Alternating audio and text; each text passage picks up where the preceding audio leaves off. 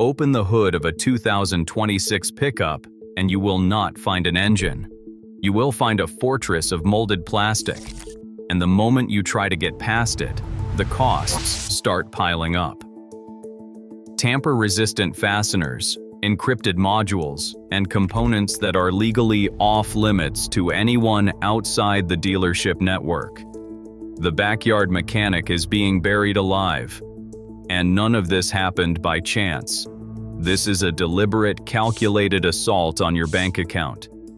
Automakers have made a decision. They no longer want to sell you a vehicle. They want to rent it to you, one repair bill at a time.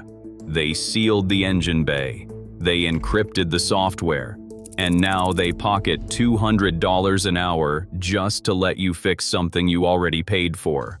In this breakdown, we are going to name the manufacturers behind this scheme and show you exactly how they turned your own truck into something you are not allowed to touch. We are going to walk you through why lifting that hood now feels like crossing a crime scene perimeter. And we are going to give you the only 2 moves left on the board if you refuse to become a permanent hostage to the dealership. This is how they took your truck away from you. A decade ago, a $5 junkyard trip meant 10 minutes of your afternoon. Copper, plastic, done.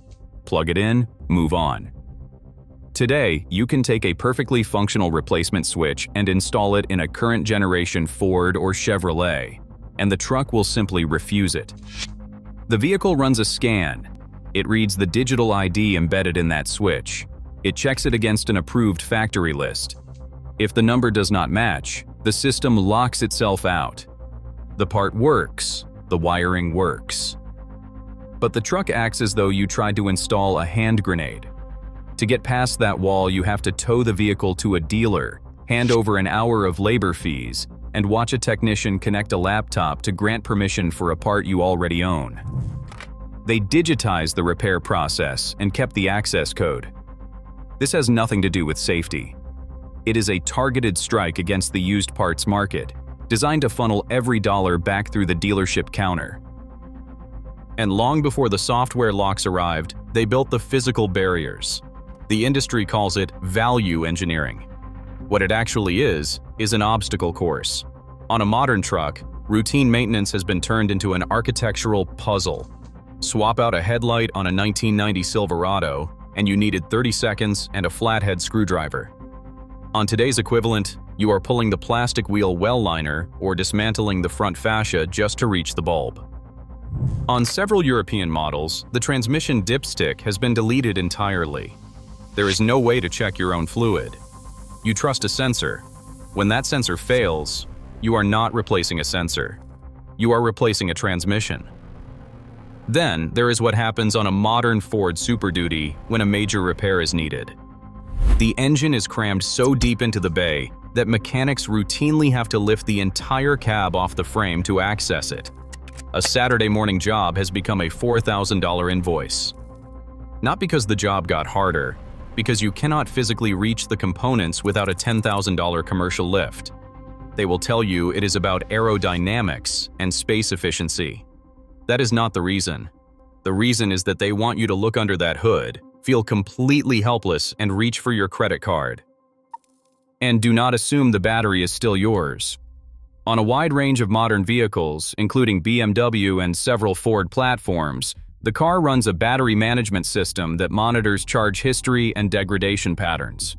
Buy a replacement at any auto parts store, install it yourself, and the vehicle will not register it as new. The alternator will keep pushing current as though the old failing battery is still in place. Within weeks, your fresh $200 battery is cooked. The fix requires a dealership visit and a registration process that amounts to someone clicking a single button in exchange for a fee you did not agree to. The simplest maintenance job in the history of the automobile has become a recurring charge. None of this is new territory. The first industry to feel this squeeze was agriculture. John Deere is patient zero.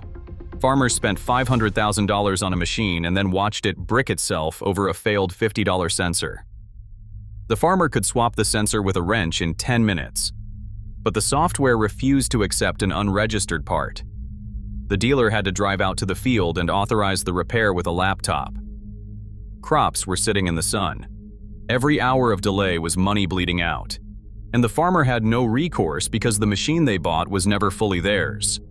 Automakers studied that model, recognized the revenue potential, and replicated it immediately. Now your truck enters limp mode. Not because something broke, because a sensor reading drifted slightly outside an acceptable range, and the system wants you in the service bay. This is not about keeping the vehicle safe. This is leverage. Manufacturers have arrived at a conclusion. Selling you a vehicle one time is not profitable enough. They want monthly payments indefinitely for features that are physically present in the car you already own. BMW rolled out a subscription plan for heated seats. The heating elements were already wired into the seat. You paid for them.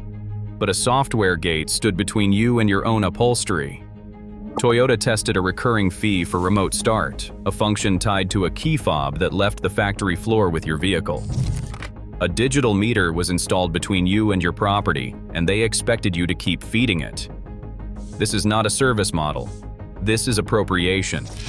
If you miss a payment, they can reach into your vehicle remotely and disable what you paid for. They have turned the automobile into a subscription platform, and they intend to collect forever. So, is the home mechanic finished? Not completely. But the industry is forcing independent repair into the shadows. Farmers are sourcing cracked firmware out of Eastern Europe to unlock their own tractors. Independent shops are running bootleg diagnostic tools to road around the corporate gatekeepers.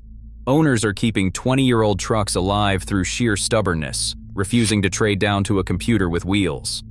The underground repair economy is growing because the legitimate one has been weaponized against the people it is supposed to serve. Here is where things stand. If you purchase a 2026 vehicle, you are not an owner. You are the primary authorized user of a data harvesting platform that a corporation holds the keys to. They control the diagnostics. They control the parts supply. They control what gets repaired, when, and by whom. If you want actual ownership, two paths remain. The first is political. Support right to repair legislation in your state and make noise about it. The second is mechanical.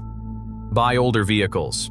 Find a truck where the hood opens to an engine you can see, reach, and work on. Find a vehicle where a window switch is a switch, not a node on a proprietary network. The war against the do-it-yourself driver is not theoretical.